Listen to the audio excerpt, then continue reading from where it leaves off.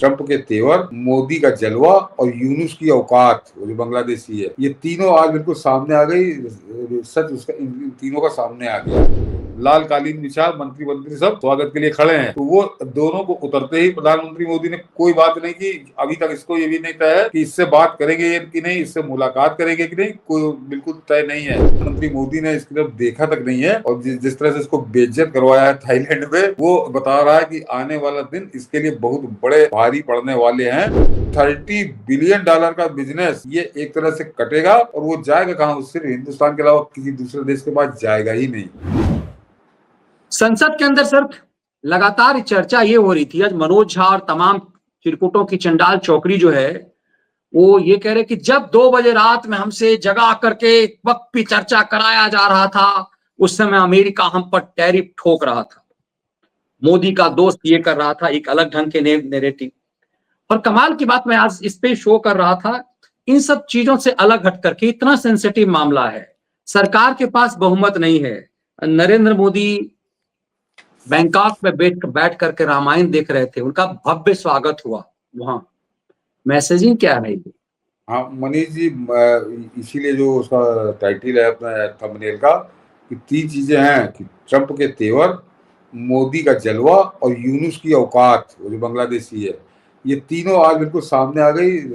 सच उसका इन तीनों का सामने आ गया कि जरा पहले जो मनीष जी ने कहा कि जरा थाईलैंड जब प्रधानमंत्री मोदी पहुंचे हैं तो मैंने दोनों फोटो लगाई है। मनीष जी खाली फोटो दिखाइए, उसको बताता हूँ कि जब प्रधानमंत्री मोदी पहुंचे तो उनका कैसा भव्य स्वागत हुआ है, और वो जो यूनुस पहुंचा है थाईलैंड तो उसका कैसा स्वागत हुआ, दोनों आपको उस फोटो से समझ में आ जाएगा।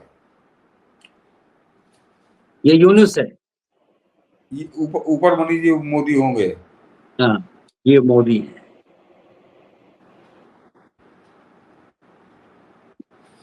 और ये चिरकुट यूनिस है, देखिए जैसे लग रहा है कि रेलवे स्टेशन पे कहीं पर आपको कोई रिसीव करने वाला नहीं है, कोई रिसीव करने वाला नहीं। वो अपना उतरा, वो सीढ़ी चढ़ के वापस जा रहा है। भारतीय प्रधानमंत्री नरेंद्र मोदी का थाईलैंड में बहुत स्वागत किया गया, जबकि मोहम्मद यूनुस बोर्डिंग ब्रिज से एक आम यात्री की तरह अपने गुर्गों के साथ पहुंचा।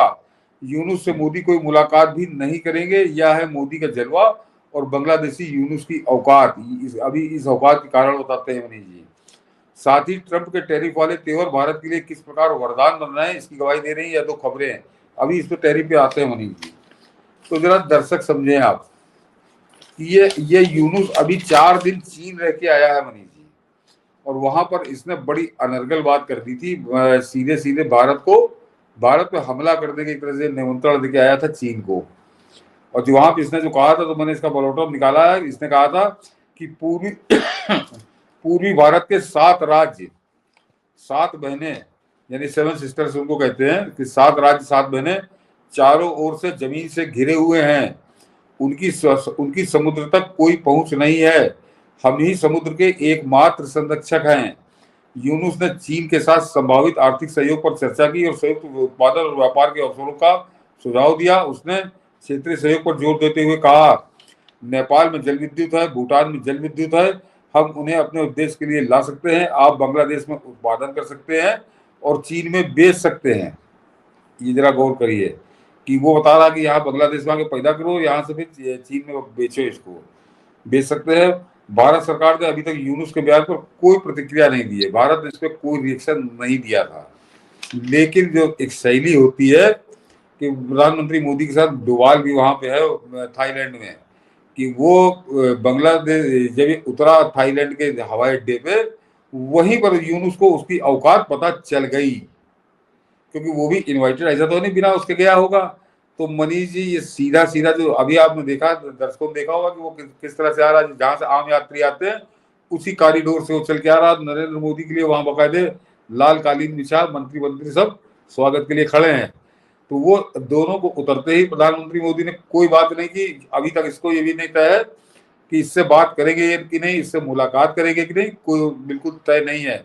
आज बैठा था बगल में, वो थोड़ी देर के लिए झलक दिखाई गई, तो नरेंद्र मोदी ने इसकी तरफ देखा तक नहीं।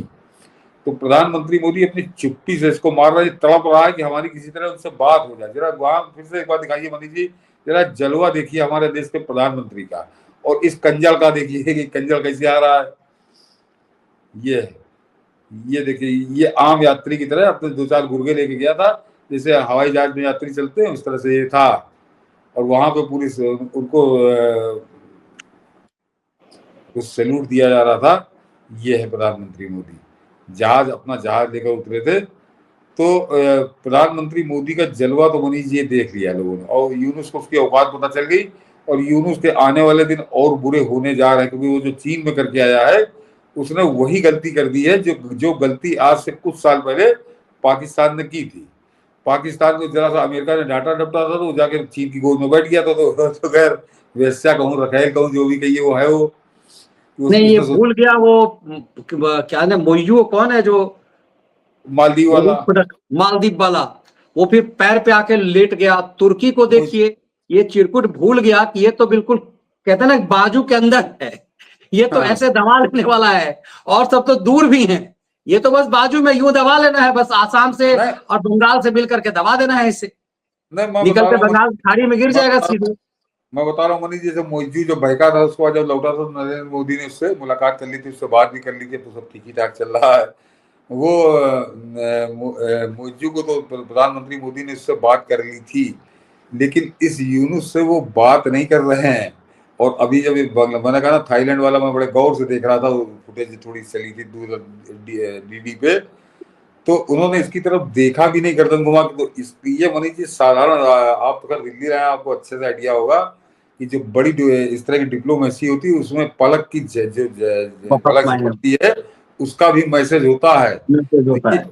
ये जो प्रधानमंत्री मोदी ने इसकी तरफ देखा तक नहीं है, और जिस तरह से इसको बेइज्जत करवाया है थाईलैंड में, वो बता रहा है कि आने वाला दिन इसके लिए बहुत बड़े भारी पड़ने वाले हैं। महीने 2 महीने के अंदर हम लोग खेल देखेंगे उसका, कि निश्चित तौर पर बाकी अंदर क्या खेल है ये तो मोदी ही जानते होंगे। लेकिन फिलहाल जो यूनुस है उसकी दशा बदल गई है, और उसके ग्रह अब ठीक नहीं है, वो अपना खैर बनावे हो।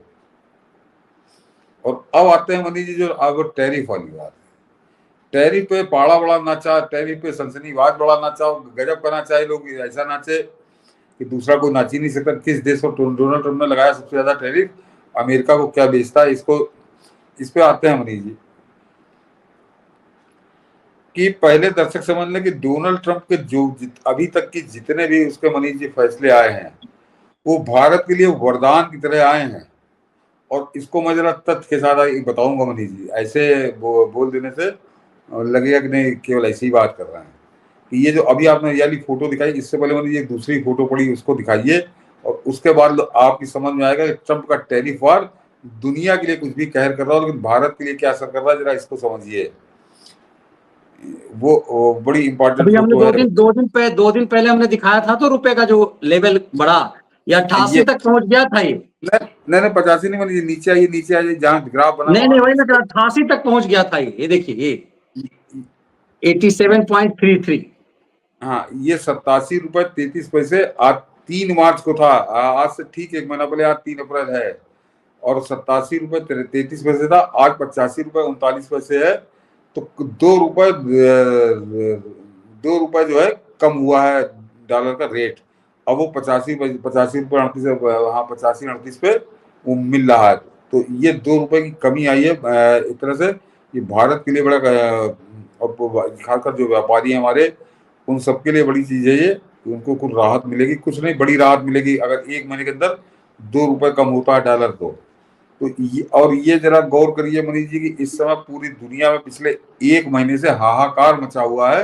अर्थव्यवस्थाएं भंगू जा रही हैं, कहीं शेयर मार्केट टूटा जा रहा है, गिरा जा रहा है, केवल भारत वहां पर अडिग खड़ा है। तो कारण क्या है इसका, इसको समझिए। और सबसे खास बात कि अभी परसों जीएसटी आई है, तो जीएसटी भी पिछले साल से 2023-24 से उसकी तुलना में 10% करीब करीब 10% ज्यादा जीएसटी जमा हुई है, यानी मार्च महीने की बात हो रही है। तो इस तरह के जो परफॉर्मेंस है, और मैं फिर कह रहा हूँ कि जो डोनाल्ड ट्रम्प, हाँ जो सबसे खास बात तो मनीष जी रही जाती है कि डोनाल्ड ट्रम्प का टैरिफ भारत के लिए वरदान कैसे हो गया।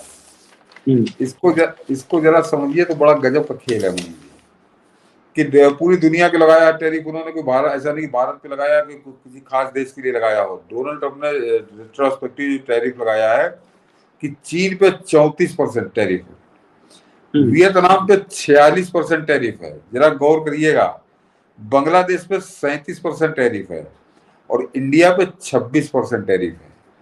अब इतना आप लोग समझ गए होंगे। इंडोनेशिया पे 32% टैरिफ है, पाकिस्तान पे 29%, पाकिस्तान पे भी भारत से ज्यादा लगाया है। अब इसका और इस टैरिफ का जो मनीष जी फर्क पड़ेगा उसको जरा दर्शक समझें कि बांग्लादेश का करीब करीब 9 बिलियन डॉलर का गारमेंट वहां से एक्सपोर्ट करता है बांग्लादेश, बांग्लादेश से अमेरिका के लिए। अब ये जो 36% लग गया है टैरिफ, तो इसका तो भट्टा बैठ गया, इससे कोई नहीं खरीदेगा, भारत को 26% टैरिफ लगेगा, तो भारत का माल अपने आप सस्ता हो गया। और अभी 9 बिलियन पे खुश मत होइएगा, 9 बिलियन बांग्लादेश और करीब करीब 17 बिलियन वियतनाम करता है, मनीष जी गारमेंट एक्सपोर्ट करता है अमेरिका को, तो 9 और 17 26 बिलियन, और 3 बिलियन वो भिखारी जो पाकिस्तान है उसका 3, तो ये 30 बिलियन डॉलर का बिजनेस ये एक तरह से कटेगा, और वो जाएगा कहाँ, सिर्फ हिंदुस्तान के अलावा किसी दूसरे देश के पास जाएगा ही नहीं। और वो जो रेट का जो अंतर है, तो आप समझ लीजिए कि कहाँ 26% और कहाँ 36%, तो बांग्लादेश हो और चाहे वियतनाम, इनकी तो कमर टूट गई है। ये गया था वहां पर चीन से धंधा करने कि हमारे यहाँ की बिजली बनाओ और फलानी जगह बेचो, इसको अपने रहने की मुश्किल हो जाएगी। 9 बिलियन डॉलर, खासकर जिस कंगाली की हालत में आज की तारीख में बांग्लादेश है, इसको एक एक दिन अब भारी पड़ने वाला है। बांग्लादेश 37% और वियतनाम तो मान लीजिए 46%, यानी भारत 26% पर रहा है और उसको 46% लगाया है डोनाल्ड ट्रंप ने, तो उसका जो 16-17 बिलियन का एक्सपोर्ट है वो तो पूरा सब गया पानी के अंदर। और ये एक भारत के लिए खुशखबरी बन के आई, जिसको पाड़ा आड़ा नाच रहे थे कि अब तो टैरिफ लग जाएगा तो फिर क्या करेंगे, और ये जैसे आपने बताया कि वो मनोज दुबे वो नाच रहे थे, मनोज झा कूद रहा था, हाँ वो मनोज झा, केजरीवाल का चंपू जो टिकट ब्लैक किया है वो भी, उसे भी बहुत समझ में आ रहा था टैरिफ, ये सब ज्ञान हाँ टैरिफ पर दे रहे थे, क्योंकि तो, आसान है कि पब्लिक को गुमराह करना, आम पब्लिक को समझ में नहीं आ रहा टैरिफ गैरिफ क्या है ये, तो बहुत हाँ आसानी से था कि भारत को अमेरिका बर्बाद कर रहा है। पूरा खलियर खैराती का गैंग अभी देखेंगे सोशल मीडिया पर, ये जितने चिरकुट टाइप के यूट्यूबर खलियर हैं सब टैरिफ टैरिफ गा रहे हैं कि और मोदी के गोद में भारत को मैं तबाह कर दिया। मैं तो मनीष जी इसीलिए निकाल के लाया हूं, मैं अपने दर्शकों से कहूंगा कि ना तो मेरी मानिए ना उनकी मानिए, अमेरिका का ट्रंप की जो टैरिफ वार है उससे भारत को फायदा हो रहा है या नुकसान हो रहा है, ये हमारी करेंसी बता रही है। जो रुपए है कि आज वो 2 रुपए कम हो चुका है, डॉलर जो है जो 87 रुपए कुछ पैसे का था, आज की तारीख में 85 रुपए कुछ पैसे का है। तो ये एक महीने का घटनाक्रम बता देता है कि उस टैरिफ ने भारत की अर्थव्यवस्था पर कैसा प्रभाव डाला है।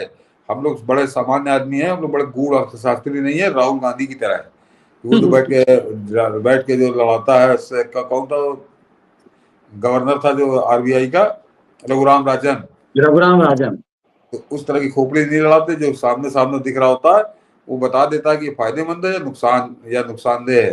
तो चिल्ला चिल्ला कर बता रहा है कि अभी तक फिलहाल भारत फायदे में है इस टैरिफ वार से, और जो अब घोषित किया है ट्रंप ने रेट, तो आने वाला समय भारत के लिए और ज्यादा होगा।